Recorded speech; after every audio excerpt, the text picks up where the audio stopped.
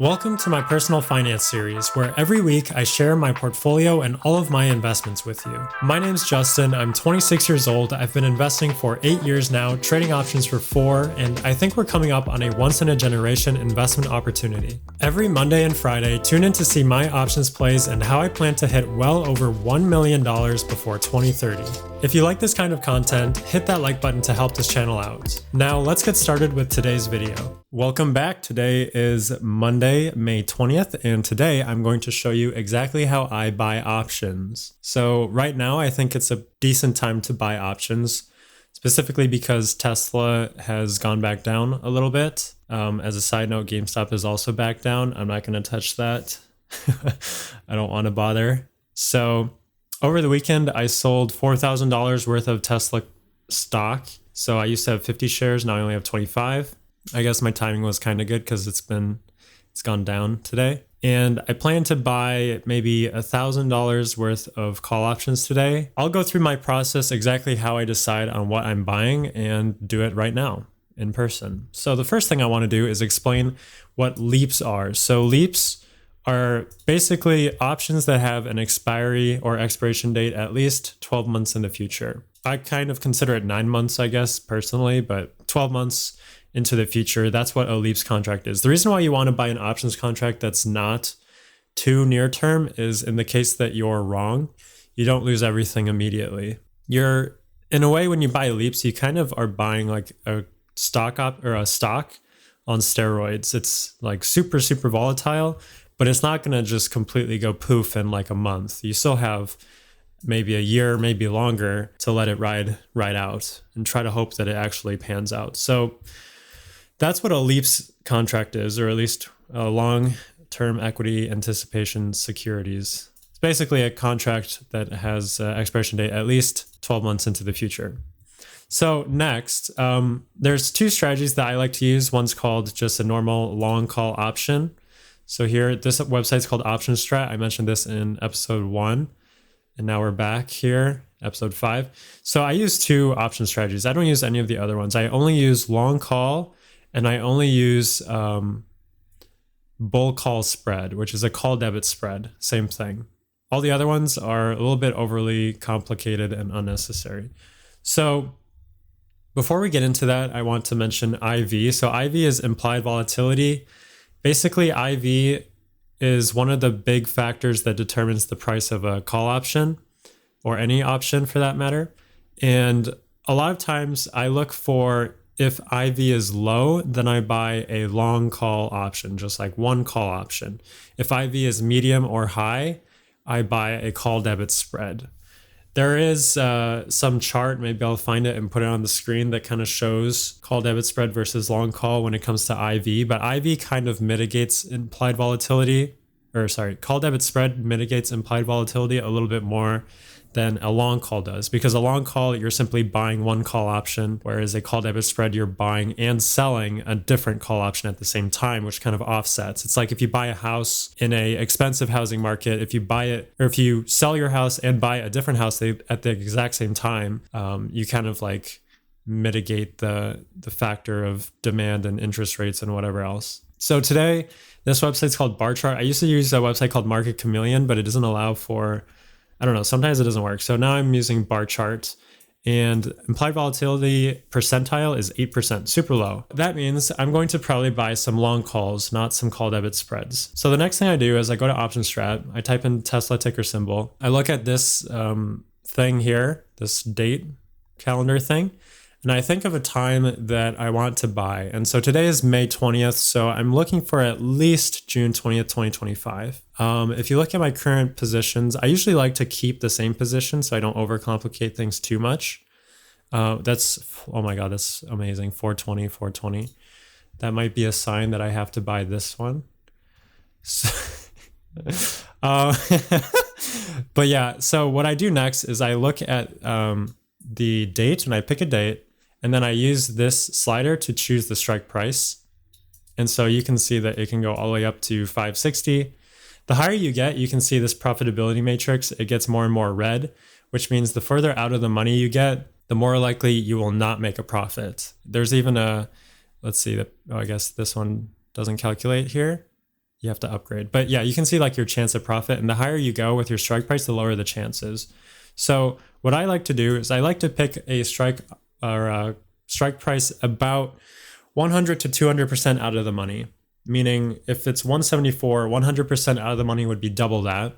So that'd be about 350. And 200% out of the money would be triple that. So that would be 525 approximately. So I'm super bullish on Tesla. That's pretty obvious. And I think full self-driving is not being priced in correctly anymore. So I think there is a bit of an inefficiency there. And I still think 420 is still pretty good because it's between 350 and 525. It's not just because it's a funny number. It actually happens to be like a really good strike price. I think because it is a funny number, it's possibly destiny.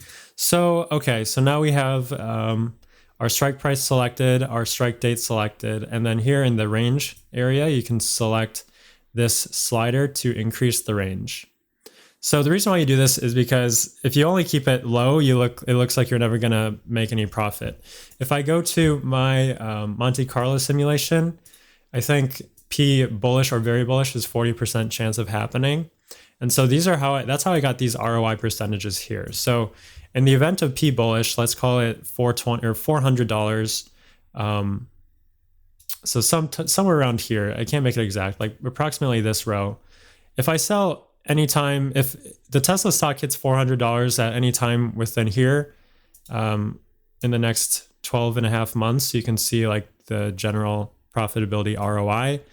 And so I just give an estimated 600% in that case, which would mean I'd sell sometime around like March if it actually happens to be $400 by then. If I go even higher to P super bullish, which, or very bullish, which I said is a price outcome of 800%, you can see the, well, this would be actually, this is T equals 2, this is T equals 1, but you can see this would be unreal. That would probably never happen. But you can see the ROI is 9,000% ROI. So if you think about, you spend $425, you risk everything, but you also potentially have an upside of, that's a little unrealistic. Let's call it maybe 6,000. It's pretty good odds, way better than you'll get at the blackjack table. So with that being said, let's take a look at the fear and greed index. We're at 65. So that's actually not too bad. I kind of like that because I don't like it to be extreme greed, but also when you buy when it's too fearful, it's a little bit scary because you don't know what's going to happen. The last thing I want to mention is this is a bit of a hack, and it's a little depressing that this is what you have to do, but Nancy Pelosi Stock Trader is an X, like a Twitter account that tracks stock positions for politicians.